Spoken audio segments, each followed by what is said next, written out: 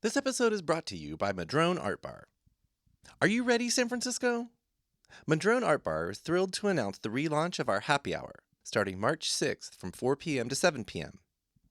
Join us for an unforgettable time with cocktails and beer specials, delectable food by Little Fuego Kitchen, and incredible music by Baron Samedi. At Madrone Art Bar, art, music, and drinks come together as one. We're not just for post-9 p.m. dance parties. It's also a fantastic place to meet your neighbors. Experience our normal cocktail menu with 22 unique cocktails, 12 local Northern California rotating drafts, and 22 bottles and cans. Enjoy free music daily from 6:30 p.m. to 8:30 p.m. featuring our live piano, guitar, rock, jazz, and DJs. A diverse mix for every taste. During happy hour, appreciate the funny bartenders, the vibrant character, the free music, diverse clientele, local sports teams on TV, and the intriguing art. Enjoy the well-lit atmosphere and make friends the old-fashioned way. Madrone Art Bar offers affordability, interactive events, and excellent cocktails. With SF style and state of mind, we are dog-friendly, allow food from outside, and have a great parklet for those nice days. So come on down to Madrone Art Bar and celebrate with us, because the highest form of art is drinking with friends. See you there! If you'd like to advertise on Storied San Francisco, please contact us at storiedsf@gmail.com.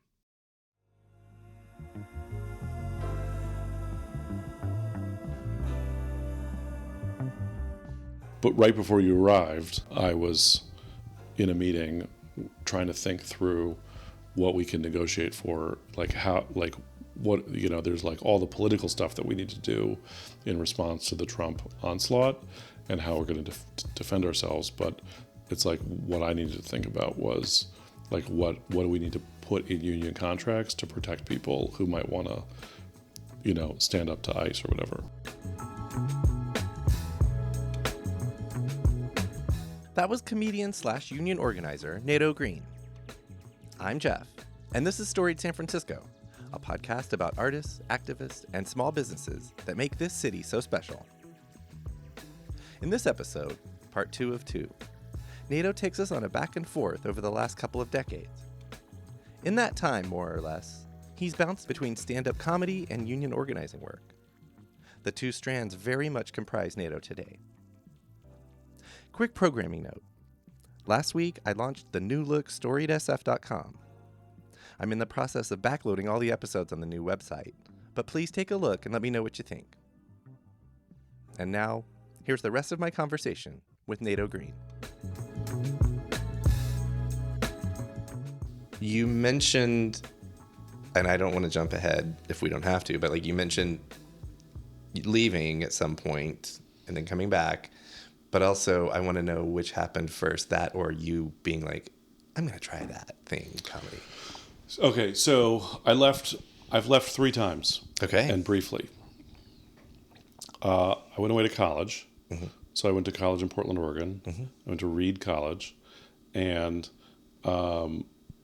so because of hanging out at Cobb's all the time, like, again, I was a comedy head before that was a thing. Mm-hmm. Like, in addition to, like, I watched all the stand-up shows on television. I would go to, like, Blockbuster Video and rent every stand-up special that was rentable. Like, Comic Relief was on HBO every year. Yeah. And part of the thing was that they would unscramble the signal so anyone who had cable who wasn't an HBO subscriber could watch it. Amazing. So, like I would tape Comic Relief and then go back and watch my own tapes of it. I had albums.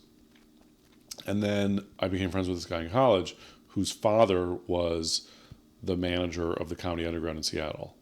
And like, so we sort of had grown up around this common language. And so my first time doing stand-up was his 21st birthday at the Comedy Underground in Seattle. Okay. I did fucking awful. It was the closest I've ever gotten to literally shitting my pants. Okay. Did people throw things at you? No. I mean, it was all like his friends who had come for his birthday party, and it wasn't even like it was an open mic. I was gonna ask that. So it wasn't like it was nothing special. Here's my first joke. You were warned, listeners. Yeah. I've been on a crime spree, breaking into cars, stealing the club. remember the club? Oh, yeah. But then because I didn't have a point of view and was too nervous about like just trying to do comedy, it was all like both me and him wrote bits like about comedy. So the meta. way, so I said, I heard, that that in theater you're not supposed to deliver the jokes from behind the furniture that's on stage. You're supposed to be in front of the furniture on stage when you say the jokes. So I said, I want to test that theory. So that joke about the club, I like curled into a fetal position on the floor of the stage behind the stool and then said the joke lying down on the floor of the stage. Wow. That was my first joke. Was it a literal almost pants shitting? Or Yeah. Okay. I think I was crowning. So just nerves? Yeah. Yeah, nerves will do that. And so anyway, I did comedy a few times at the Underground, like, and was like somebody who was really interested in comedy, but didn't consider it for myself. And, went off after college came home and committed my life to being a union organizer. Okay. Can I ask what you studied in college, or is that pertinent? Yeah, history. Mm-hmm. So I was a history major, and I had to write a senior research thesis where I dug in on a particular topic. And so what I wrote about was the anti-Chinese movement in San Francisco in the 1870s. Mm-hmm. Have you watched the TV show Warrior? No. It's basically that. Okay. Should I? Yeah. I mean, Should we all? do you enjoy like martial arts fight choreography? Sure. Then watch Warrior. Okay. It's like a fictionalization. So Warrior was originally, as I understand it, and there's a lovely exhibit about it at the Chinese Historical Society, which I still need to go to. But it was originally a pitch by Bruce Lee to do a TV series in the 70s about the Tong Wars in San Francisco in the 1870s. And show business was like, no one will believe an Asian lead. And so instead they made Kung Fu with Carradine. Yep. Keith, David, Jeff, I don't remember. Yeah. A Carradine. Mm-hmm.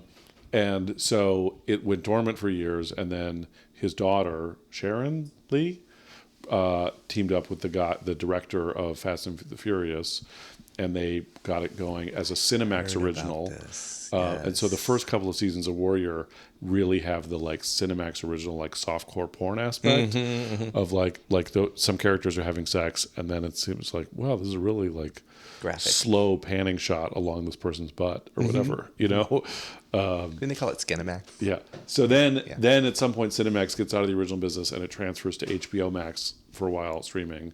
A third season comes out, and then it gets pulled, and it ends up finally on Netflix. Okay. But point being, it's about like there are these Chinese gangs that are like there's more martial arts than perhaps was historically accurate. Sure. But there's a character in it who's like an Irish working class union leader, and the character is Dennis Leary, who is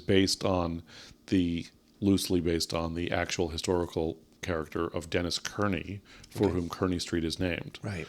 Who was a racist anti-Chinese union leader in the 1870s, who was like part of the demand for what became the Chinese Exclusion Act of 1882. And so that's what my senior thesis was about, was that period. Close to home. Even though you're up in Portland, yeah. So I like was, wanted to be doing labor stuff, and came back home and started doing labor stuff, and kept being a comedy fan and going to comedy shows, but didn't think about doing it myself. And then as I was approaching 30, found myself like being of the age where you're going to weddings a lot and like really laboring over the jokes in my wedding toasts, and or like being having done enough union organizing that like I was getting asked to, give talks at conferences as like the, young upstart union organizer kind of thing, and like really focusing on my jokes in those talks. and So the worlds do mix. yeah, and so Okay. then finally I was like, fuck it, I gotta get this out of my system. And so, at 30 was when I finally went back to the open mic for the first time. About 20 years ago. Yeah, Here in the city? here at the BrainWash. Okay. R.I.P. R.I.P. And like, again, went up, had some jokes, ate shit. But didn't shit your pants. Didn't or shit almost. my pants, but didn't get particularly get laughs. Okay, my best joke from then. Yes. I'm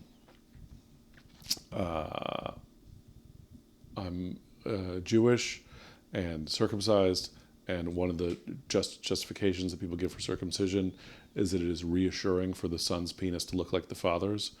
But none of us have ever met a little boy and said that little boy has his mother's eyes and his father's penis. So Yeah. we're getting there. Yeah. That's evolution. It's recognizable as a joke. Correct. Unlike the other one. I'm still waiting on the other one. Yeah. You have better things to do. So the I actually have a friend who still has a club. that's so weird. And I see him every once in a while, like, in parked cars. Yeah. I'm like, I'll take a club over I'm like, why does anyone have a car alarm anymore? Sorry, no offense to anyone. But like, because, right, we're all numb. When they go off, there's like no reaction except for like, shut that fucking thing off. Right. No one's Anyway. like, we should do something. Yeah, a club could actually kind of stop someone from, I don't know. So, yeah, I went and did the open mic, and I thought that was going to be the end of it. And then Just the one. yeah, and then when I was leaving, Tony Sparks, like people talk about Tony Sparks as like the godfather of San Francisco comedy because of how many people he ushered through the open mics. And Tony, and he was so supportive and positive, and Tony was like, are you coming back next week? And I hadn't been planning on coming back next week, and then I came back next week. And Were you inviting your friends, or was it just... not until later. Okay. I was just going and trying to figure it out. And then eventually I started inviting my friends and doing that whole thing. Okay. I'm at least as interested in your union organizing career as your comedy career. So can we talk about that? Coming back and being like, Yeah. I'm going to do this thing here. Back in the town I'm from. I thought you were going to ask me who was in my class as a That comic. too. Okay. Sure. We'll get to that. Okay, sure. Okay, so yeah, I came back. So Just to be mid-ish 90s, yeah, mid to late. So I graduated college in '97 and moved home. Okay. So in '95, John Sweeney gets elected president of the AFL-CIO. It's the first contested election in the AFL's history, and announces this huge new push to organize the unorganized and bring young people into the labor movement through programs like Union Summer. And I wanted to organize in my hometown. So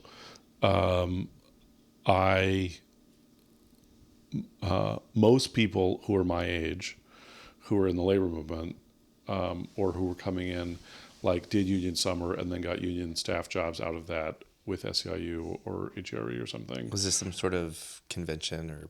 Union Summer? I'm not familiar with Yeah, so the Union Summer was like a 6-week summer internship program, like organizing training for college students, and then it would feed you into something called the Organizing Institute. That was like a 3-month organizer training program, and then you would sort of get placed in a entry-level organizing job. Okay. And then you had to be willing to go wherever. So like I could have done that, but they were like, we need you to go organize Indian casinos in Palm Springs. Mm-hmm. And I was like, but I'm from San Francisco. Mm-hmm. You don't understand, Yeah.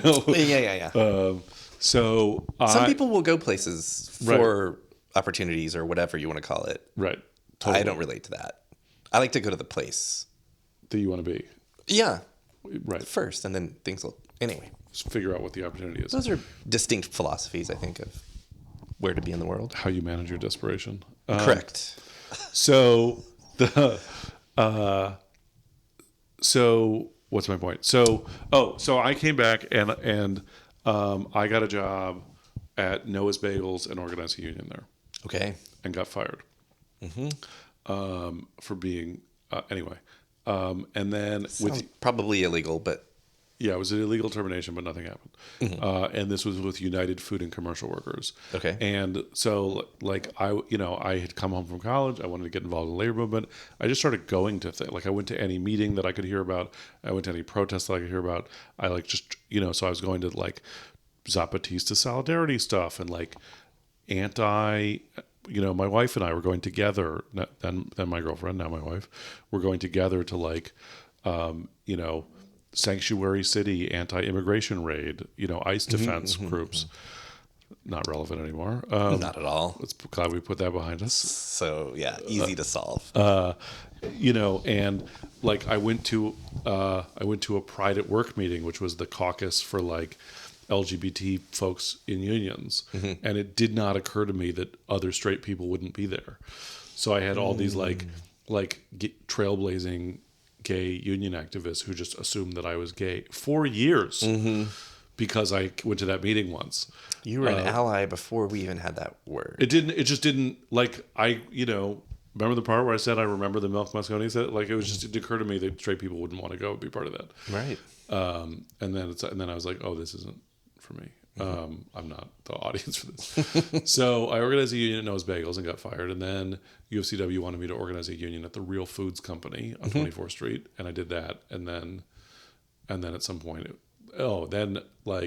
before I succeeded to organize a union, there was an internal election within UFCW, that local, and the organizer got fired. And then they didn't want to talk to me anymore, the new people. So then at that time, the International Longshore and Warehouse Union was thinking about starting to organize bike and car messengers in San Francisco. This is by now late 98.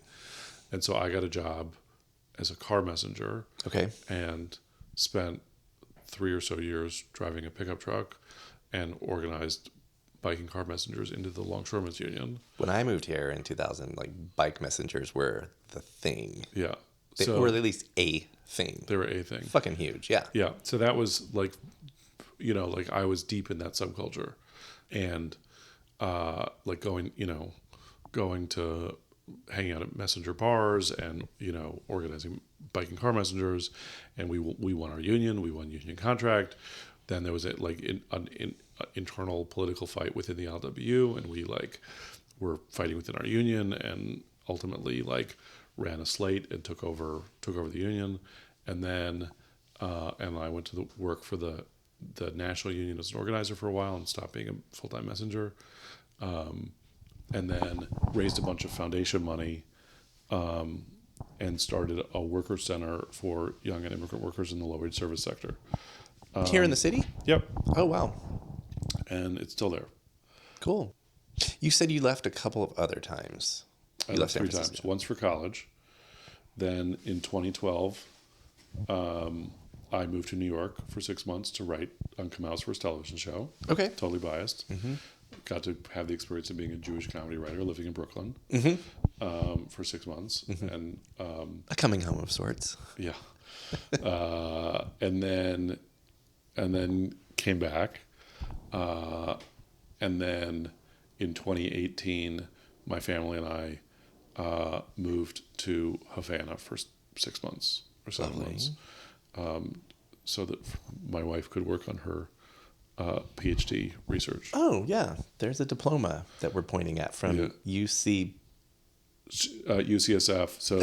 So my wife got a PhD in medical anthropology. Okay. And did her research in Cuba. And so the kids did 4th grade in a school in Havana. And I've never been. How is it? It's great if you have enough money. Okay. Because they lack a lot of things. Yeah. I mean, Cuba's a really incredible place. And it's just so it's hard.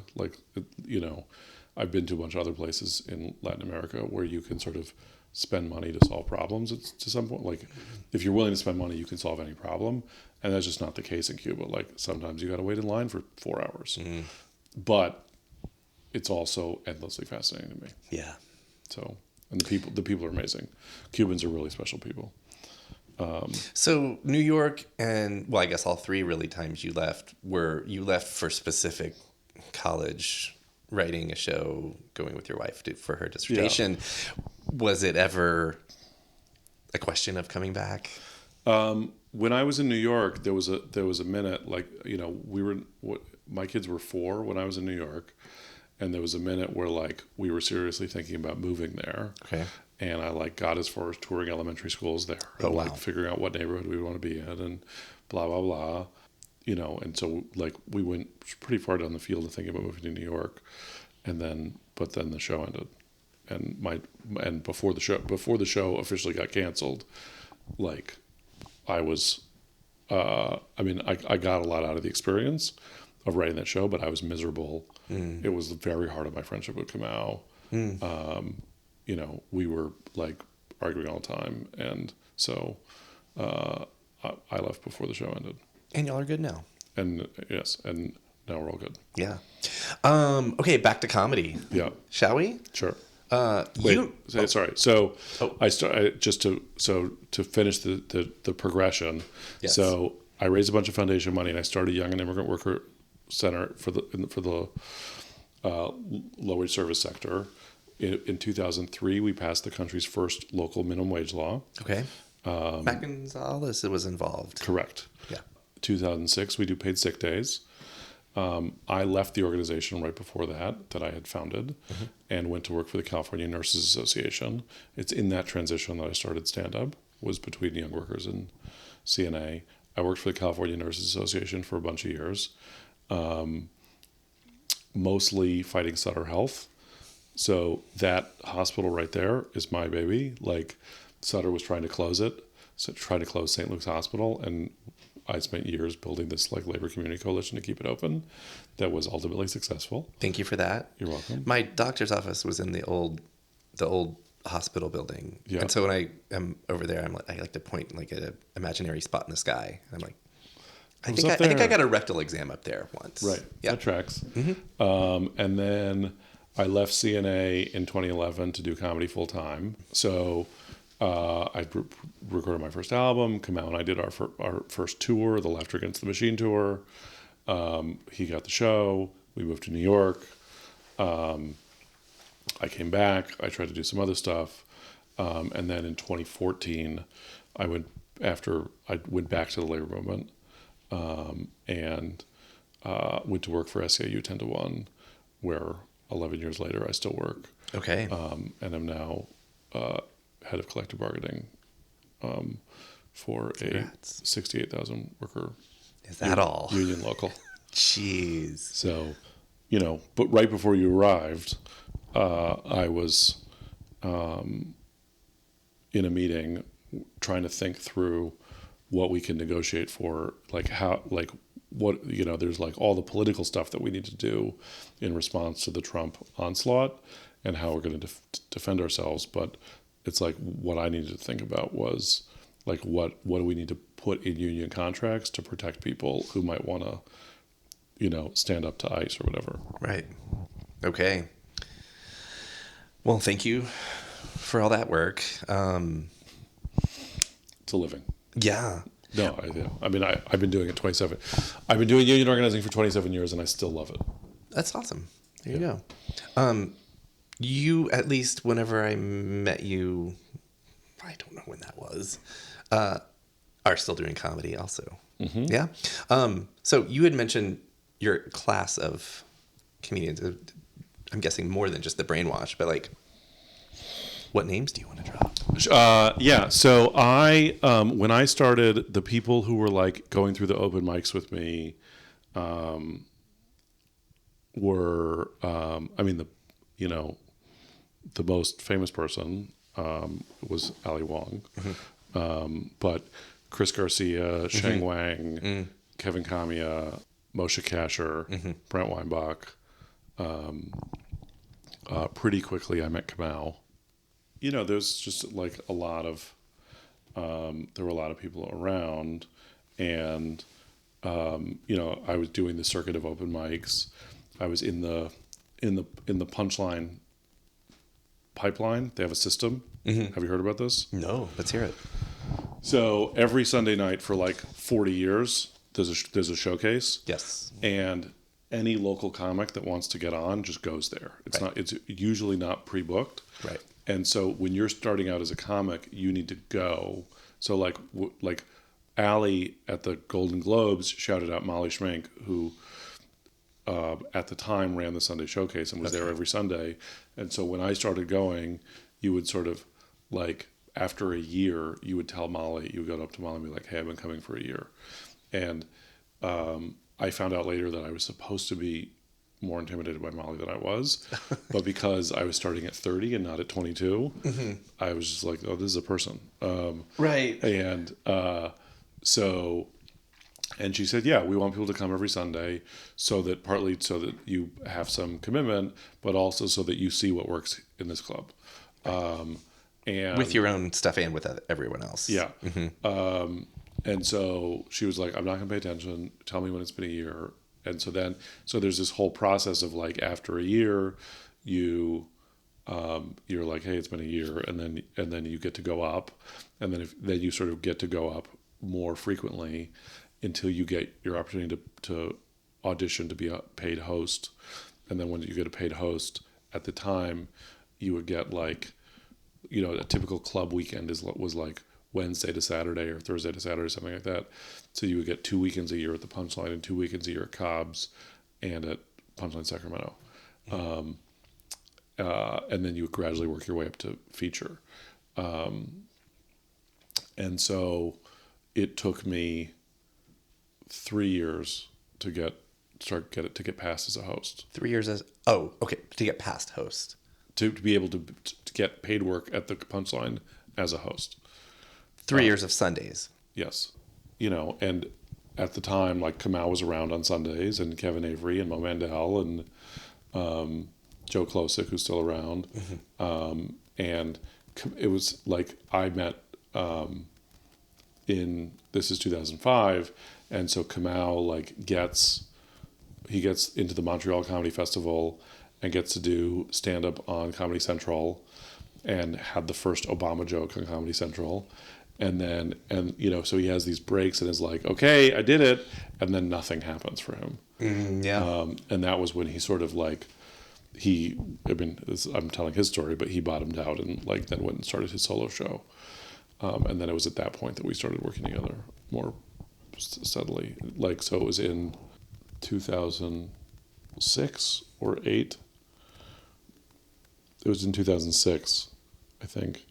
We started doing political comedy shows together, politically themed shows. And then after... I'm sorry, I missed those. They were pretty good, but this is during Bush 1. This is during... Not Bush 1. This is during George W. Bush years. And so there was at the time, there's this boom of anti-Bush political comedy. And there's all these, comedy against evil and all these different comedy sort of... the sexy liberal comedy tour, all these political comedy shows, laughing liberally and whatever. And so there's this boom of that. And then Obama got elected and everybody was like, we're done. We were done with racism and comedy. Yeah. Okay. We don't need to do any more political comedy. I didn't know the comedy America's part. Fixed. Yeah, I knew racism was over. And there was a night where Kamau and I were sitting in the back of the makeout room after a show. I started producing regular shows at the makeout room pretty quickly, and so that's probably when you came into my orbit. So I was there a lot. I was doing monthly shows there, and that was that was where I figured it out. Okay. Still there. Still as awesome as ever. I don't think it's really changed. Not a bit. It's lovely. Go ahead. Can we get to? So I saw you last fall. Anything you're working on? Anything coming up for you? And then I have something I want to close with. Okay. That. Right. So, a couple things is there's been, I'm doing stand up, not with the intensity that I was when I was 30, but I'm performing tomorrow night. And I contribute regularly to the Bugle podcast.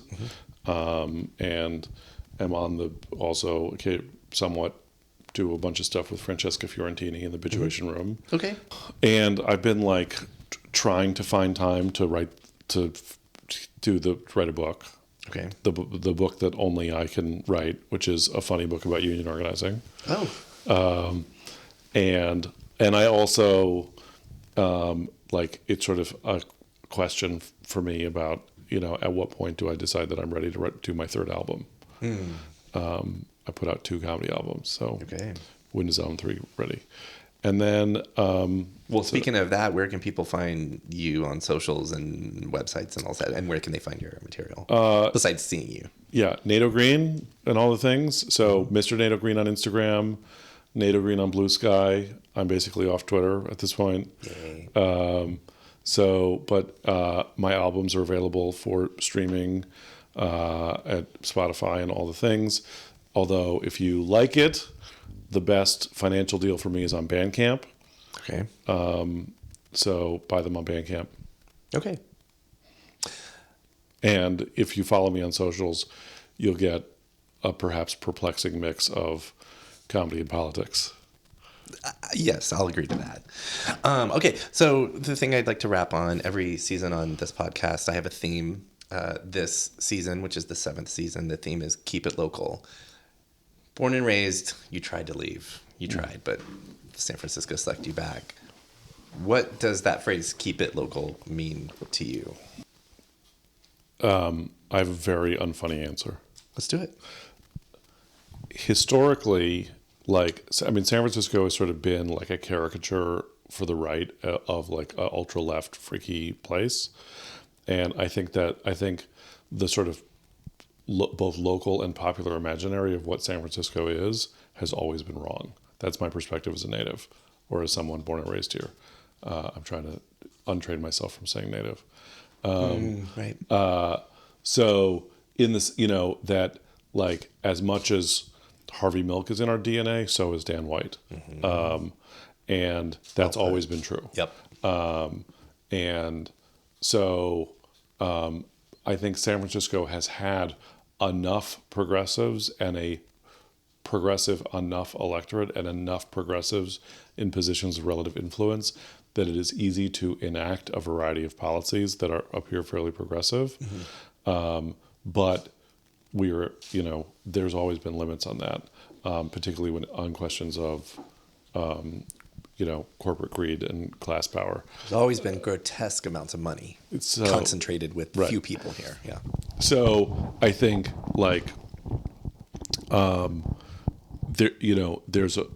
there's a way that people that because San Francisco has been progressive enough, it has cultivated a lot of bad habits of people about their political practice in ways that, like, if you're trying, when I talk to people who are trying to organize around progressive issues in Arizona or in Georgia, they just can't be sloppy, and they have to actually build power, and they can't. It's not just like they can't just call Matt Gonzalez. It's not a given. Right. It's not as much of a given. Yeah, they can't. So Call Matt Gonzalez. I love that. Yeah. So I think what I think what keep it local means to me is that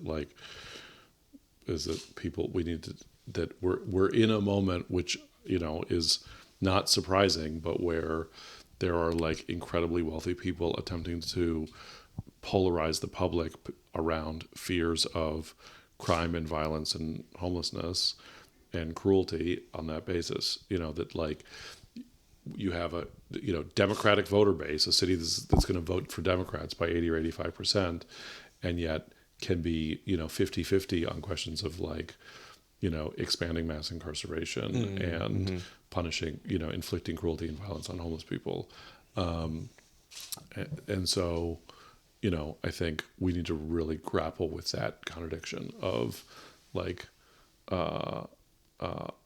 having that many people who are sort of in the national sense liberals, but have as one of my political mentors used to say, like, we'll flash a peace sign and say free Tibet and then evict you.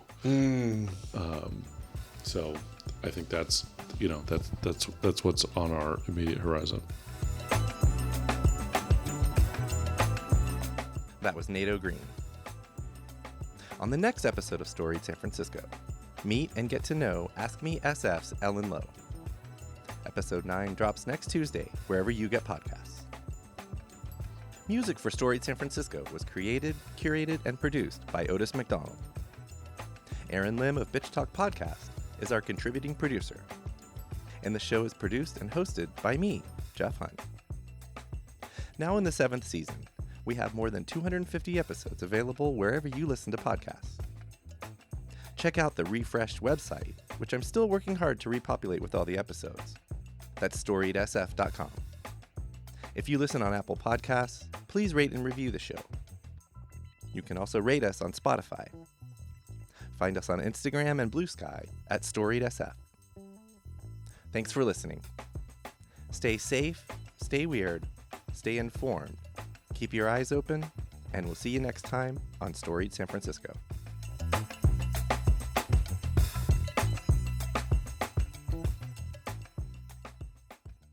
We acknowledge and respect the first humans of the unceded land we call San Francisco, the Ramaytush Ohlone. We condemn the genocide of these and other tribes across the Western Hemisphere.